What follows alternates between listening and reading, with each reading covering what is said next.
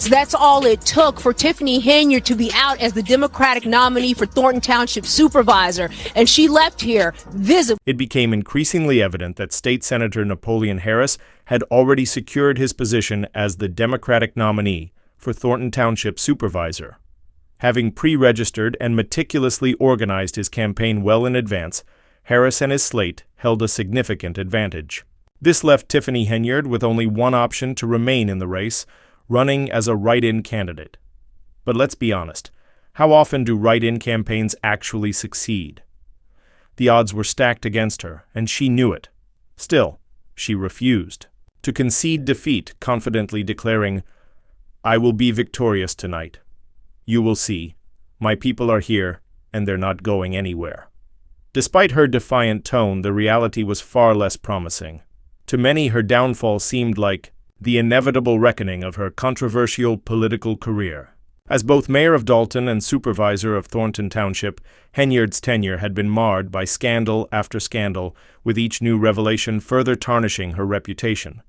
Critics accused her of mismanaging public funds using taxpayer money on extravagant vacations, expensive meals, and lavish personal indulgences.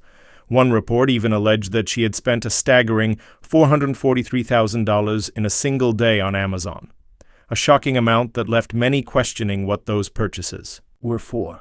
Adding to the controversy, Henyard's Cancer Foundation had been shut down due to failure to disclose how it used its donations, raising even more concerns about her financial transparency. As if that weren't enough, the FBI had reportedly been investigating her administration for months, scrutinizing everything from financial records to potential abuse of power. With scandals mounting, many wondered how she had managed to avoid serious legal consequences for so long. However, her campaign faced yet another humiliating setback when the buses she arranged to transport her supporters arrived late. Rather than acknowledging the logistical failure, Henyard acted as though she had won a major victory, showing little accountability for the chaos that ensued. While her loyal supporters admired her audacity and unwavering confidence, others viewed her as arrogant and polarizing. Her infamous public outbursts, like the village board meeting where she boldly declared, "Like it or not, I am your mayor," only reinforced her image as a leader who thrived on conflict. Some locals even compared her behavior to that of an over-the-top reality TV villain, entertaining to some but ultimately destructive to those around her. This combative demeanor may have been one of the key reasons she lost support from political allies, making her defeat at the caucus all the more inevitable. As the day of reckoning arrived, her supporters appeared increasingly divided. Some rallied behind her, while others began to question her leadership. For many, her refusal to back down and her dramatic approach to politics had become a double-edged sword.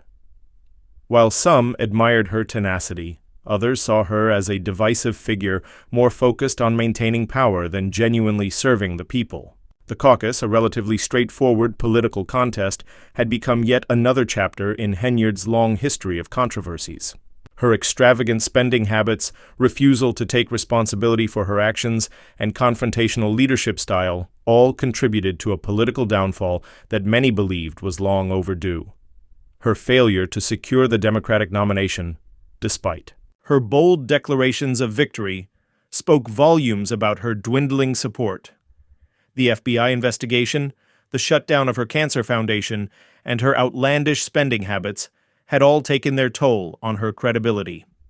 It was clear that her political empire was crumbling, and a write-in campaign was unlikely to change the outcome. The caucus had exposed an undeniable truth. Tiffany Henyard was no longer the unstoppable force she once believed herself to be. Her political career, built on controversy and an aggressive leadership style, had left her increasingly isolated, with few allies willing to stand by her. Her loss at the caucus marked what many saw as the beginning of the end of her political reign.